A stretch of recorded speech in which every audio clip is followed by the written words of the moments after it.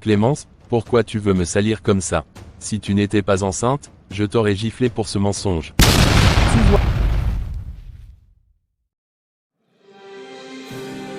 Clémence, dis-moi encore que ce n'est pas vrai, tu es sûre? Sûre de ce que tu ressens? David, j'ai du retard. J'ai mal à la poitrine. J'ai des nausées tous les matins. Et je le sens en moi. J'ai déjà fait le test 2 fois. C'est positif. Mais c'est pas possible. Non, non, non, non.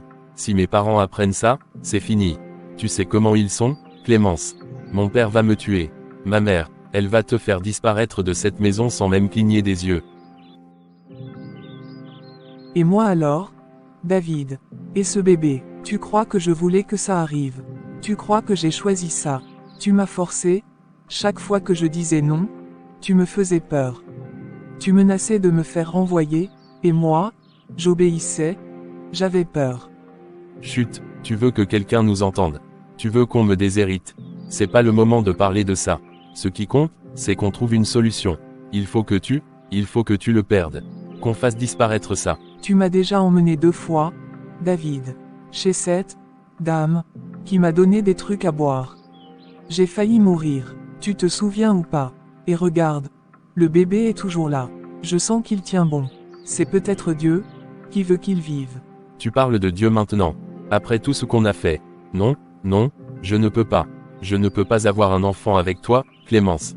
Ce n'était pas censé aller aussi loin. C'était juste pour s'amuser, rien de plus. Eh bien moi, je n'en peux plus de me cacher.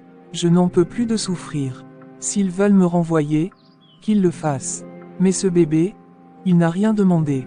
Et moi, je vais le garder. Quelqu'un vient, cache-toi. Vite. Je ne veux plus me cacher, David. Plus maintenant. On entend les pas se rapprocher. David regarde Clémence avec panique. Elle, tremblante, hésite, puis se précipite derrière un grand rideau. Juste à temps. David, tu es encore réveillé?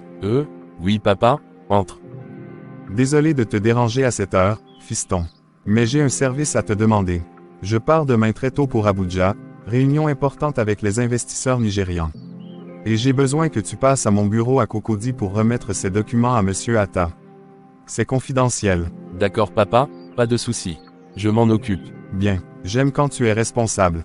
C'est comme ça qu'on prépare un héritier digne du nom Kawadio. Repose-toi, demain sera une longue journée. Bonne nuit, papa. Bonne nuit, David. C'est bon, tu peux sortir. David, demain soir, il faut qu'on dise la vérité à tes parents. On ne peut plus continuer comme ça. Ce n'est pas seulement ton avenir qui est en jeu. C'est le mien aussi, et celui du bébé. Clémence, je sais que c'est dur. Mais ce n'est pas le moment. Pas encore. Je t'en prie, laisse-moi un peu de temps. Juste un tout petit peu. Du temps, David. Ma vie avance. Mon ventre grandit, et le mensonge aussi. Moi, je ne dors plus. Je vis avec la peur, le poids de la honte, cachée comme une voleuse dans une maison où je travaille jour et nuit. Et toi, tu veux encore qu'on attende? Je dois partir demain très tôt, mon père m'a confié une mission importante, je promets que dès que je reviens, on en reparlera. Je ne fuis pas, je veux juste que les choses soient bien préparées. Préparer comment?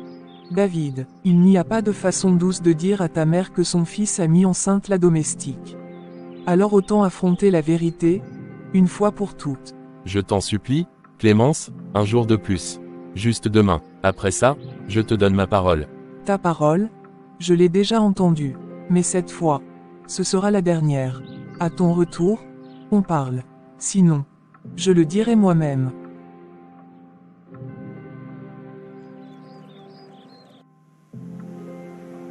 Ah, te voilà enfin. Tu sais, j'ai vu quelque chose tout à l'heure qui m'a vraiment PLU. Regarde. Elle lui tend son téléphone. Sur l'écran, une photo. Une jeune fille très élégante, souriante, bien habillée. C'est la fille du ministre Diabaté. Regarde comme elle est belle. Tu ne trouves pas qu'elle ferait une excellente épouse pour notre fils David? Imagine un peu. La fille du ministre et notre héritier.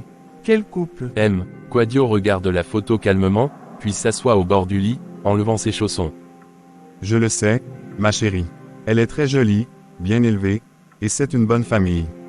Mais pour l'instant, je préfère ne pas trop perturber le cerveau de David. Il est encore jeune, et je veux qu'il se concentre d'abord sur l'apprentissage des affaires.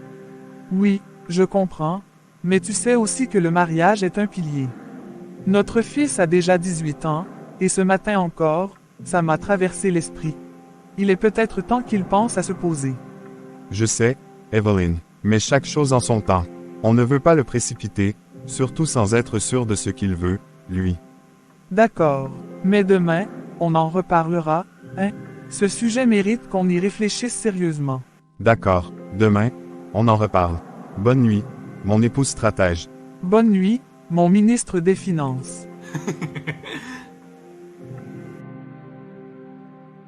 Et maintenant, qu'est-ce que je vais devenir?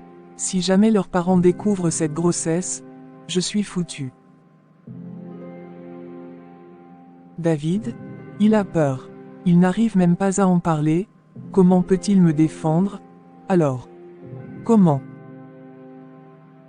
Et s'il me chasse, qu'est-ce que je vais dire à ma mère? À ma petite sœur? C'est pour elle que je travaille ici. Je n'ai même pas encore fini de payer les frais d'hôpital de maman.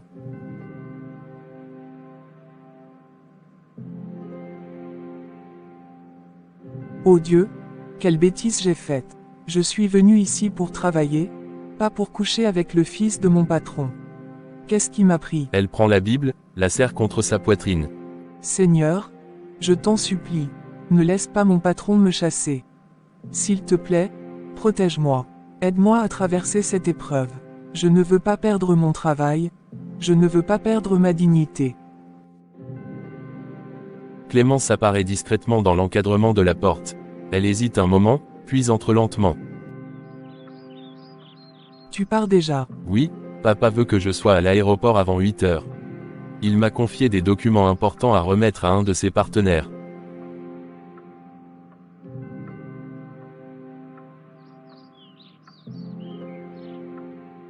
Clémence, je sais que tu vis des moments difficiles. Moi aussi, mais je te promets qu'à mon retour, on parlera. On trouvera une solution, ensemble. David, ce n'est pas qu'à toi de parler. Moi aussi, j'ai besoin qu'on me défende. J'ai besoin que tu aies le courage de me protéger. Si tes parents l'apprennent avant que tu parles, je suis fini. Je sais, je le sais. Mais s'il te plaît, fais-moi confiance. Ne fais rien sans moi. Je ne veux pas te perdre. Je veux affronter ça avec toi, mais, pas maintenant. Laisse-moi juste un peu de temps.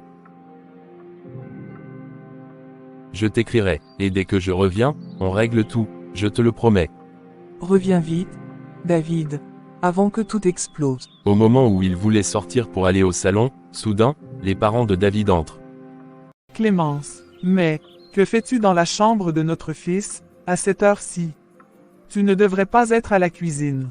Excusez-moi, madame, monsieur, c'est David qui m'a demandé de lui apporter son petit déjeuner avant son départ. Il voulait manger tranquillement ici.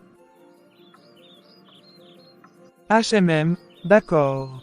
Dans ce cas, tu peux retourner à ton poste, Clémence. Oui, madame, merci. Bonjour papa, maman. Mon fils, bon voyage. Fais ce que tu as à faire comme un grand homme d'affaires. Tu es sur la bonne voie. Je suis fier de toi. Et surtout, reviens vite. Nous avons quelques sujets très importants à discuter avec toi. Merci, papa. Merci, maman. À très bientôt. Il sort. Les parents échangent un regard lourd de sous-entendu. Tu as vu, pourquoi elle était vraiment ici, hein? Ça ne te paraît pas étrange? Je l'ai vu, oui. Mais ne faisons pas d'histoires inutiles. David est un grand garçon, il sait ce qu'il fait. Observons d'abord. Moi je dis qu'on doit ouvrir l'œil. Cette fille, elle est gentille, mais, tu sais ce que les filles de maison sont capables de faire pour s'accrocher à une famille riche. D'accord. Pour l'instant, restons vigilants. Maintenant allons saluer notre fils avant son départ. Quelques heures plus tard, Evelyne monte l'escalier puis elle croise Clémence dans le couloir. Clémence, je peux te parler une minute. Oui, madame. Depuis un moment, je te vois tourner un peu trop souvent autour de mon fils. Dis-moi, qu'est-ce qu'il y a entre toi et David? Rien, madame. Il n'y a rien du tout. Je suis juste là pour travailler, je vous assure. J'espère bien que ce n'est que ça. Parce que si jamais je découvre autre chose, si je remarque le moindre écart, tu ne sais pas ce dont je suis capable. Oui, madame. Je comprends. Tu es ici pour travailler. Concentre-toi sur ton travail. Mon fils n'a pas besoin d'une fille comme toi dans sa vie. Tu comprends ce que je dis? Oui, madame. Bien, retourne au travail. C'est ce que je craignais. Cette femme commence à poser trop de questions, trop de regards. Si ça continue, je vais finir par exploser. Elle s'essuie le visage avec son tablier, mais les larmes continuent. Je peux pas garder ce secret tous les jours. J'arrive plus à dormir. J'ai peur tout le temps. La maison me fait peur maintenant. Chaque pièce me rappelle que j'ai fait une bêtise. Elle s'effondre lentement sur une chaise, les mains dans les cheveux. Pourquoi David a choisi ce moment pour partir? Pourquoi maintenant? Quand j'ai le plus besoin de lui. Est-ce qu'il pense vraiment à moi? Ou je suis juste, rien pour lui? Elle regarde son ventre, pose une main dessus. Et si ses parents découvrent? Je vais perdre mon travail, ma dignité? Comment je vais faire pour ma mère, pour ma petite sœur? Je suis censé travailler, pas coucher avec le fils de mon patron. Oh mon Dieu, fais quelque chose. Protège-moi, donne-moi la force, je t'en supplie. Clémence, toujours assise, les yeux rouges et le visage marqué par les larmes, sort timidement son téléphone de sa poche. Elle regarde l'écran, hésite, puis compose le numéro de David. S'il te plaît, réponds-moi, David. Elle colle le téléphone à son oreille. Une tonalité, 2, 3, puis une voix automatique. Non, non, réponds, David. Pourquoi tu coupes? T'as dit qu'on en parlerait à ton retour, tu peux pas me laisser seul maintenant. Elle repose le téléphone sur la table, les mains tremblantes. Son regard se perd dans le vide. Je le saigne pas, je sens que tout va s'effondrer, il m'a promis, mais où est-il? Mais, où est cette fille? Elle devrait déjà avoir commencé le ménage. Elle se dirige vers la chambre des domestiques, visiblement agacée. Clémence, mais qu'est-ce qui ne va pas? Madame, s'il vous plaît. Je ne comprends pas, c'est de la fièvre. Je me sens très faible. Oh, mais tu brûles de fièvre. Depuis quand ça a commencé? Je crois. Ce matin, en me réveillant. D'accord, repose-toi. Je vais appeler le docteur tout de suite, ne t'inquiète pas. Evelyne l'observe un instant, troublée par son état, puis sort rapidement son téléphone. Mon Dieu, qu'est-ce qui arrive à cette fille? Quelques heures après. Docteur, bonne arrivée, je ne sais pas ce qu'elle a. Elle tremble, elle est faible, elle a une forte fièvre, aidez-la, je vous en prie. Ne vous en faites pas, je vais l'examiner. Clémence, tu as des nausées. Tu vomis depuis quelques jours. Non, docteur, pas vraiment. Tu arrives à manger. Je n'ai pas d'appétit. Je suis juste très fatigué. Tu as des douleurs dans le bas-ventre. Sensation de vertige, parfois.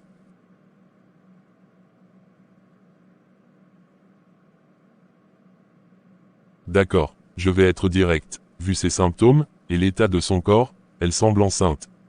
Quoi, enceinte?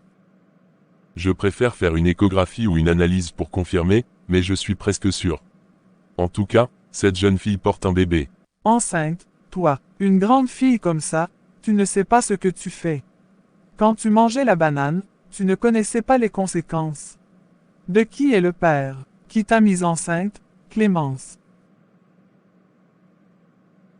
Mais comment peux-tu tomber? Clémence baisse la tête, honteuse, incapable de répondre. Je vais vous laisser, faites les analyses dès que possible. Vous me tenez au courant. Merci, docteur. Nous allons nous en occuper. Le docteur quitte la pièce. Je savais que tu étais distraite, mais pas à ce point. Tu viens dans une maison respectable, et c'est ça que tu fais. Tu crois que c'est ici qu'on tombe enceinte au hasard. Bon, repose-toi. Quand tu seras un peu plus en forme, on reparlera. Et crois-moi, il va falloir me dire qui est le père. Vers le soir. Bonsoir, ma chérie. Tout s'est bien passé aujourd'hui. Bonsoir. Oui, enfin, pas vraiment.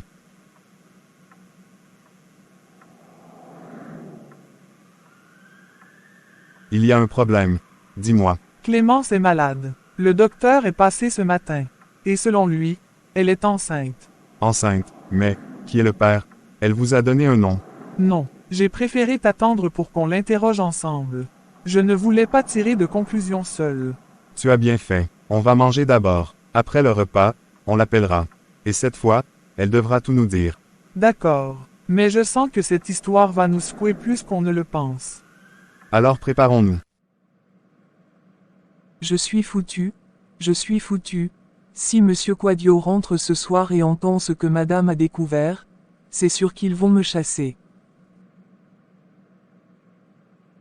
Une grossesse, et pour leur fils en plus, comment j'ai pu en arriver là? Moi, j'étais juste venu ici pour travailler, pour gagner un peu d'argent et aider maman et ma petite sœur. Et voilà que je suis dans une situation que je ne contrôle même plus. David m'a laissé seul, il est parti, il n'est même pas joignable. Et moi je suis là, face à sa mère qui me hait déjà. Et si son père apprend que c'est lui le père de l'enfant, c'est fini pour moi. Ils vont me jeter dehors sans même me laisser expliquer. Oh mon Dieu, je t'en prie, ne permets pas qu'on me chasse, donne-moi la force d'affronter ce qui vient. Il faut qu'on lui parle ce soir, je veux comprendre ce qui se passe réellement. Cette fille ne m'inspire plus confiance.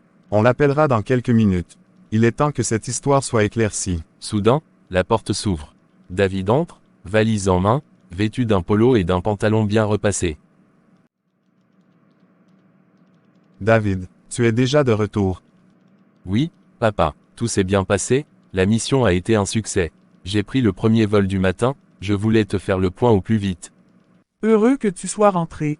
Tu tombes bien. Oui, très bien même. Pose ta valise. On a une discussion importante à avoir, et appelle Clémence. C'est le moment de clarifier certaines choses. Clémence, pourquoi? Qu'est-ce qui s'est passé pendant mon absence? Appelle-la. Tu comprendras bien assez tôt. Clémence, je viens de rentrer, et ma femme m'annonce que tu es enceinte. Dis-moi, est-ce vrai? Oui, monsieur, c'est vrai. Et qui est le responsable de cette grossesse? Clémence lève les yeux lentement vers David, qui lui fait discrètement signe de ne rien dire. Il secoue légèrement la tête, essayant de la dissuader. C'est David? Monsieur, votre fils. De quel David tu parles? J'espère bien que ce n'est pas mon David. Moi, non, comment elle peut dire ça? Je ne sais pas pourquoi elle m'accuse comme ça, de quel David elle parle même. David, tais-toi. Clémence, je te repose la question une dernière fois. Qui est le père de ton enfant? C'est David, votre fils. Monsieur, il m'a mise enceinte, et il m'a supplié de le garder secret. On a même essayé d'interrompre la grossesse, mais ça n'a pas marché. Non, ce n'est pas possible. Tu oses accuser mon fils. Une bonne comme toi. Tu crois qu'on va te croire. Evelyne, laisse-la. David, c'est vrai? Non, papa, ne me dis pas que tu écoutes ce que cette fille est en train de dire. Je n'ai jamais passé du temps seul avec elle. Comment peut-elle mentir comme ça? Clémence, pourquoi tu veux me salir comme ça? Si tu n'étais pas enceinte, je t'aurais giflé pour ce mensonge. Tu vois maintenant. Tu vois comment elle est. Mon fils ne peut pas épouser une fille comme toi. Une bonne. Tu crois qu'on t'a nourri ici pour ça? Je ne mens pas, madame. Je ne mens pas, c'est la vérité. David. Tu es un homme, et un homme, même quand il fait une erreur, il assume. C'est la dernière fois que je te demande. Est-ce que tu es le responsable de cette grossesse? Non papa, je le jure, ce n'est pas moi. Très bien. Clémence, monte dans ta chambre. Monsieur, s'il vous plaît. Alors, Clémence, quand tu es ici, je te paie bien, je t'ai nourri, logé, traité comme ma propre fille, et toi, tu trouves le moyen de salir le nom de mon fils. Porter une fausse grossesse et accuser David. Tu veux détruire ma réputation. Monsieur Quadio, madame, je vous en supplie. Je ne mens pas. Je vous dis la vérité. C'est votre fils. C'est David. Il m'a dit de ne rien dire, mais je ne peux plus me taire. Tais-toi, Clémence. C'est assez. Tu veux salir notre nom avec tes histoires. Ramasse tes affaires. Tu quittes ma maison ce soir. Pitié monsieur. Je n'ai nulle part où aller. Je suis enceinte. Je ne peux pas partir. Tu n'as pas entendu ce que mes parents t'ont dit. Je ne sais même pas de quoi tu parles. Sors d'ici tout de suite. Un jour, la vérité parlera. Et ce jour-là, vous vous souviendrez de moi. Clémence descend les marches de la maison, sa petite valise tremble entre ses mains. En arrivant dans le couloir extérieur, elle s'arrête, regarde le ciel sombre. Si jamais cet enfant que je portais pour toi, David, et que Dieu m'a laissé subir cette humiliation, cette trahison, alors toi aussi tu goûteras à cette souffrance. Tu m'as utilisé, rejeté, humilié. Tu ne connaîtras plus la joie de tenir un enfant dans tes bras. Même si tu épouses 1000 femmes, tu n'auras jamais d'enfant. Mon Dieu, le même Dieu que tu as défié en me blessant, il va te punir, David. Elle marque un temps, un silence glaçant. La douleur de mon cœur, la douleur de ton propre enfant que tu nies, va détruire ta vie, jusqu'au jour où tu te souviendras de moi, et que tu comprendras ce que tu as fait. Clémence, mon Dieu, qu'est-ce qui t'est arrivé? Tu es venue à pied comme ça. Viens, viens t'asseoir ma fille. Maman, ils m'ont chassée, ils m'ont humiliée, il a nié l'enfant. Je ne sais plus quoi faire. Calme-toi ma fille, tu es à la maison maintenant, ici personne ne te rejettera. Cet enfant que tu portes, c'est une bénédiction, pas une honte. Mais, comment je vais faire? Je n'ai plus de travail, je n'ai rien. Dieu pourvoira. Clémence, tu trouveras un autre emploi, je suis sûre. Et pour cet enfant, son père reviendra un jour. Ne pleure plus. Laisse Jésus te faire justice. Ce que les hommes t'ont fait, Dieu le voit. Il défendra ton honneur. Ce n'est pas toi qui parleras, c'est Dieu qui parlera pour toi. Quelques jours après le départ de Clémence, la maison Quadio retrouve son calme apparent. Bienvenue ma fille. Installe-toi, sens-toi chez toi. Merci beaucoup madame, monsieur, je suis honoré de cette invitation. David descend des escaliers, surpris par Laura de Prisca. Elle est belle, bien éduquée, et sa posture inspire le respect. Ravi de faire ta connaissance, Prisca, c'est bien ça. Tout à fait, David. Le plaisir est partagé. David, ton avenir est important pour nous. Prisca est diplômée en commerce international, elle travaille déjà avec son père dans plusieurs projets. Elle est ambitieuse, posée, et digne de confiance. Ce genre de femme est une bénédiction. Elle t'apportera stabilité, respect, et soutien dans tes affaires. C'est une union qu'on veut bénir. Et ensemble, vous pourrez bâtir un empire. Elle t'aidera à aller loin dans la vie. Je n'y vois aucun inconvénient. Si tout le monde est d'accord, alors allons-y. Parfait. Alors, commençons à organiser les choses comme il se doit. Le ministre attend notre confirmation. Nous allons faire un mariage digne de ce nom. Un mariage de classe. Je suis contente que ce soit toi. Un mois après le mariage, Jean décide de rendre visite à son ami David.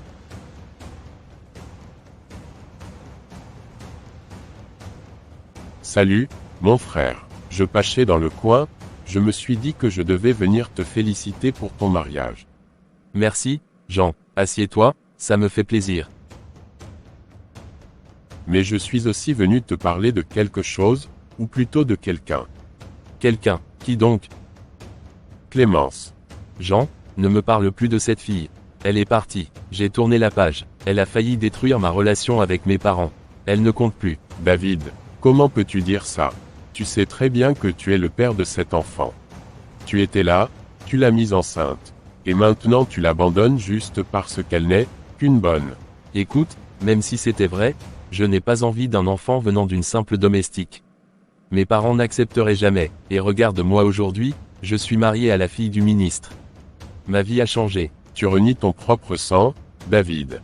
Tu crois vraiment que le passé peut s'effacer comme ça? Cet enfant va grandir, il posera des questions. Et toi, tu vas continuer à vivre comme si rien ne s'était passé. Jean, c'est mon choix. Le passé reste là où il est. Moi, je vis dans le présent. Très bien, mais souviens-toi, on ne fuit pas éternellement ce qu'on a semé.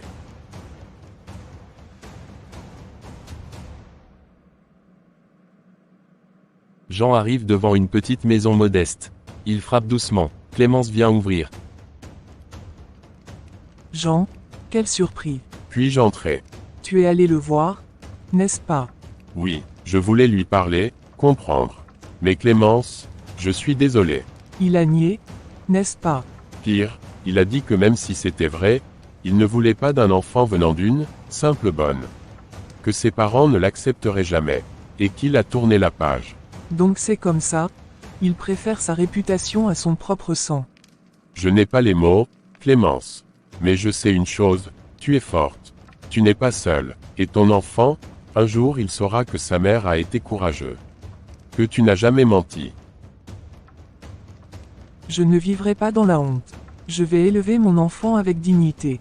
Et si David pense avoir enterré le passé, Dieu saura comment le lui rappeler. Je serai là si tu as besoin de moi. Toi et cet enfant méritez mieux. Le prix du mensonge, maison de David. 3 mois après le mariage. Un soir. Mon amour, tu m'as appelé. Tu es déjà couché. Oui, je t'ai appelé pour qu'on parle, David. Juste toi et moi. Qu'est-ce qu'il y a? Tu sembles sérieuse. David, le docteur m'a parlé. Tu savais que tu ne peux pas avoir d'enfant. Tu le savais et tu ne m'as rien dit. Quoi? Il t'a dit ça? Non? C'est sûrement une erreur. Comment il peut dire ça comme ça? Ne me prends pas pour une idiote. Tu le savais, et tu m'as laissé rêver, espérer. Tu sais ce que ça veut dire pour une femme comme moi de vivre sans enfant. Priska, c'est pas possible, le docteur se trompe. Ce n'est pas vrai, Arrête, moi je n'accepterai pas de vivre toute ma vie avec un homme stérile. Je ne suis pas prête à vivre cette malédiction-là. Si tu pensais que j'allais rester tranquille avec ce genre de nouvelles, tu ne me connais pas. Mais, comment ça se fait?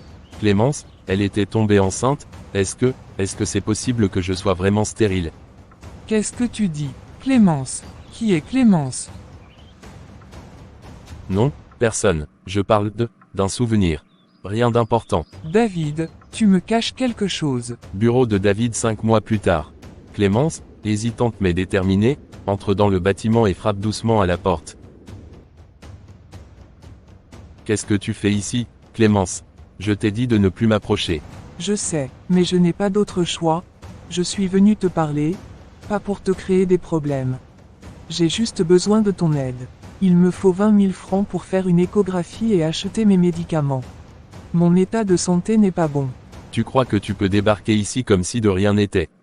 Je suis marié maintenant, je ne veux plus rien avoir à faire avec toi. Ce que tu portes là, ça ne me regarde pas. Mais c'est ton fils, David. Ce n'est pas moi qui t'ai inventé une histoire. Je ne veux ni mariage, ni attention. Je veux juste de l'aide pour lui, pour ton sang. Je n'ai pas d'enfant avec toi. Tu as compris, tu as voulu me salir une fois, ça suffit. Si tu veux de l'argent, va voir le vrai père de cet enfant, pas moi. Tu nies encore, même maintenant. Un jour, tu regretteras ce que tu es en train de faire. Mais ce jour-là, il sera trop tard. Sécurité, faites-la sortir immédiatement, et qu'elle ne remette plus jamais les pieds ici. Tu peux me rejeter, mais tu ne pourras jamais fuir ton destin. Même si tu m'as renié, ton enfant portera toujours ton sang. Dieu voit. Ma fille, s'il te plaît, arrête de pleurer. Une femme enceinte ne pleure pas sur son ventre. Tu veux que ton enfant connaisse l'amour, la joie dans sa vie, n'est-ce pas? Oui maman, je le veux, mais la situation me dépasse. Peux-tu imaginer que je suis allé demander juste un peu d'aide à David, et il a appelé la sécurité pour me faire sortir, comme une étrangère. Il sait pourtant très bien que je porte son enfant. Ma fille, pourquoi ne m'as-tu pas parlé avant d'y aller? Tu sais qu'il ne t'aime plus, qu'il a tourné la page, il est marié maintenant. Tu dois apprendre à l'oublier. Je ne suis pas allé là-bas pour l'amour, maman. Juste pour sauver mon enfant, pour qu'il vive bien. Je comprends, ma fille. Mais tu dois penser à ton avenir.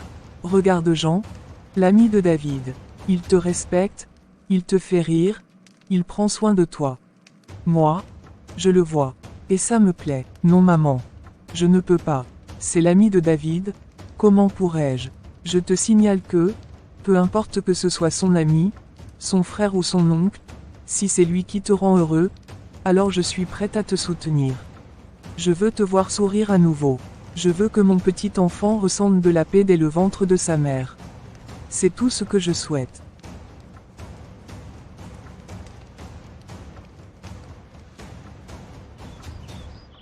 Cette famille me cache quelque chose, j'en suis certaine. Il y a trop de silence, trop de mystère. Depuis 8 mois que je suis mariée ici, jamais une seule fois je n'ai entendu parler d'une autre femme, ni d'un passé. Mais mon cœur sent qu'il y a quelque chose de lourd. Et puis, 8 mois. 8 mois sans grossesse. Tous les examens disent que le problème ne vient pas de moi, et pourtant, lui, David, il fait comme si tout allait bien. Il ne cherche même pas de solution. Il fuit, il s'enferme dans son orgueil. Je vais appeler mon père. Oui, je dois lui dire ce que je vis ici. Je suis fatiguée, je veux être maman. Ce mot, maman, je veux l'entendre, le vivre, le sentir. Si cette famille ne veut pas d'un petit-fils, moi j'en ai besoin, moi, je le désire de tout mon cœur. Même leur réaction quand je parle, ils ne me prennent pas au sérieux. Mon beau-père, ma belle-mère, toujours dans la fuite. David ne dit rien, comme s'il portait un lourd secret. Je n'en peux plus. Et si je dois divorcer pour retrouver ma paix et mon avenir, alors je le ferai. Je préfère être seule que d'être dans un mariage rempli de silence et de mensonges. Elle tient son téléphone, les mains tremblantes. Elle compose le numéro de son père. Allô, papa? Oui, ma fille. Il est tard, tout va bien? Papa, non, tout ne va pas bien. Je ne peux plus supporter ce mariage. 8 mois que je suis ici, et toujours rien. Je n'arrive pas à tomber enceinte. Et tu as fait des examens? 4, papa, 4. Tous confirment que David est le problème.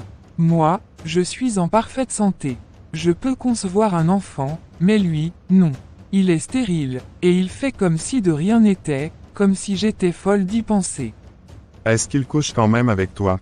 Oui, papa, mais ça ne change rien. Il sait très bien qu'il ne peut pas me donner un enfant. Et il refuse de parler, de chercher de l'aide, ou même d'admettre la vérité. Écoute-moi bien, tu es ma fille, et tu n'es pas née pour souffrir. Si ce que tu dis est vrai, alors nous allons demander le divorce et le partage des biens. Tu ne resteras pas dans ce mariage inutilement. Tu mérites d'être maman. Ce rêve-là, je vais t'aider à l'accomplir. Merci papa, mais fais-le vite, s'il te plaît. Je n'en peux plus, j'ai besoin de sortir de ce cauchemar. Je vais d'abord parler avec ton beau-père. Après cela, on décide ensemble. Mais sois tranquille, je suis derrière toi. Merci papa, merci, je t'aime. Moi aussi ma fille, tiens bon.